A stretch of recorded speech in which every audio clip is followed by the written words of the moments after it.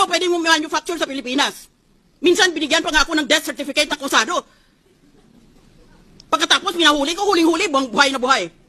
Ganon ang ating korte dito. Huwag na kong padara ng kalukuhan ninyo dahil alam na alam ko yon. Kayo, nag-practice kayo, 1 taon, 2 taon. Ako, RTC judge.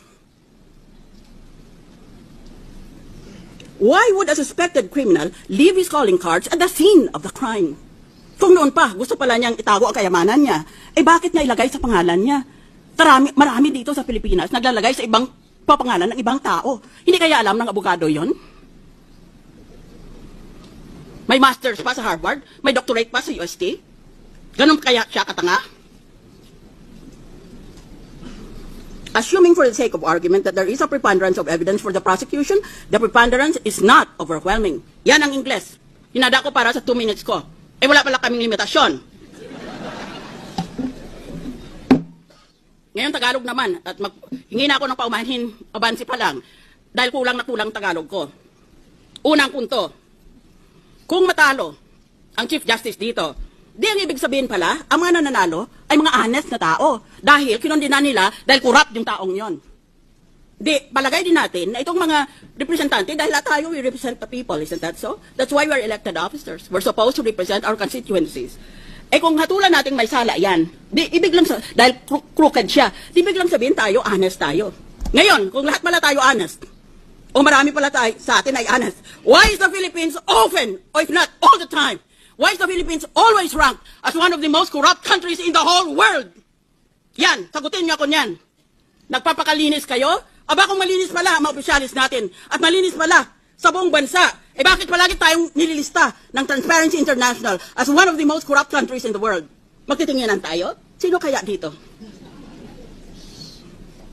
Yan ang unang punto ko. Pangalawa, tumigil na kayo ng kapapangkapan nyo, mga artista. Merong mga politiko na alam natin kung anong loopholes nila sa SALN. Deposito ang sinasabi ng batas pagkatapusan ng Disyembre, katapusan ng taon. Magdeklara ka kung magkanong pera mo sa bangko. Hindi ba gini-withdraw nila pera nila sa buwan na Nobyembre o Disyembre para pag naglagay sila, pag nag-file sila ng SALN nila, wala nga silang deposito.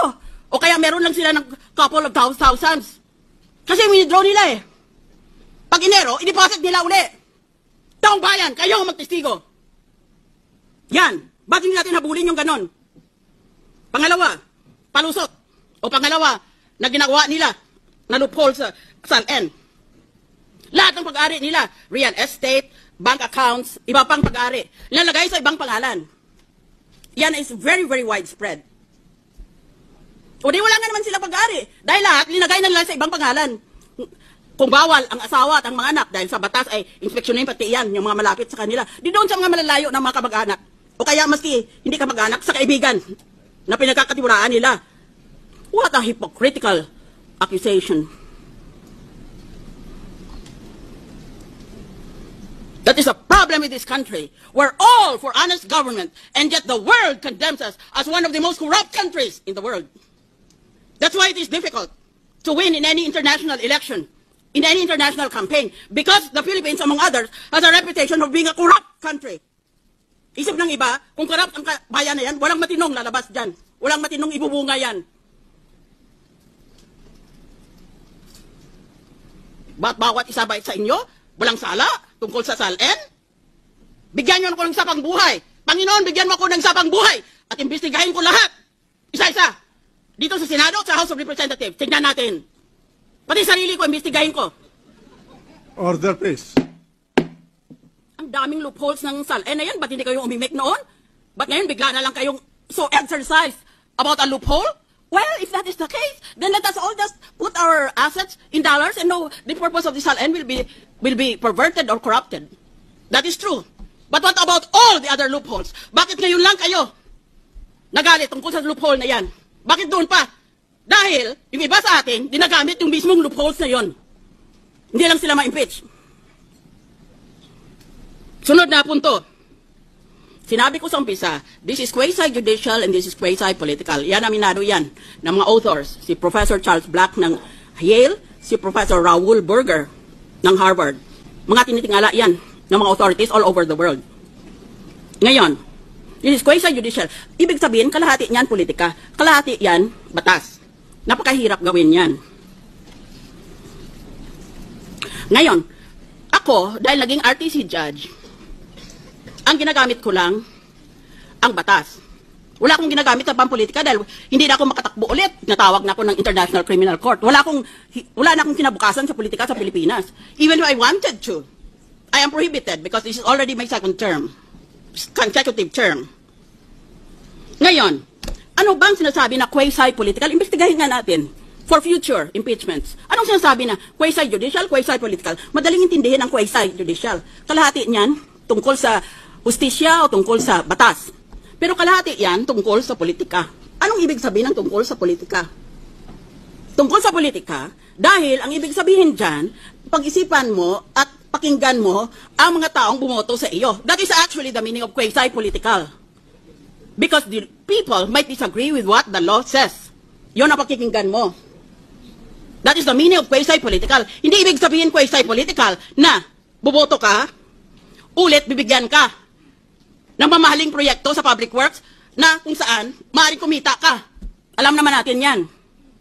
Kung magkano ang halaga ng public works mo, 10% punta sa iyo kung gusto mo. Hindi iyon ang ibig sabihin na politika. At hindi ibig sabihin na quasi-political na isipin mo, nako, tatakbo ako. Either for re-election or for another position, or I need some position in government for my kalyado ko, who I will use as my dummy. That is not the meaning of quasi-political. I request the lady to wind up this. I thought that I was unlimited. I prepared a 2-minute paper, but I will obey the injunction. Tsaka, isang punto. Nang nagtapos magpresenta ng ebidensyang prosecution, naglabas ng mga survey ng mga tao gusto pala na guilty ang Chief Justice. Ngayon natapos ang defensa, saan yun ang mga survey? Wala. At, huli sa lahat at pinakamahalaga, anong magiging, hindi lang importante kung anong magiging desisyon natin ngayong hapon, anong magiging katuparan, anong susunod sa ating desisyon. Ulit ba mananalo tayo sa botohan? Panalo na tayo sa masa na nakakarami sa ating bansa. And we follow the rule of the majority. Sa kabataan sa pamantasan, dahil they're an educated constituency, sa kaysaysayan ng ating bansa, this will go down in history. Nagtrabaho ako abroad. Naka-cancer ang tatay ko. Bumalik ako. Sabi ng tatay ko, mag-resign ka nga dyan sa trabaho mong yan. Wala kang silbi sa bayan mo. Magsilbi ka sa sarili mong kababayan. Nagsilbing na nga ako. Pero kung ang politika ay mangigibabaw sa batas, wala na rin akong silbi. Bayan, kayo ang maghatol sa ginagawa dito sa impeachment trial. What's your vote? Would you be very surprised if I say that I vote not guilty?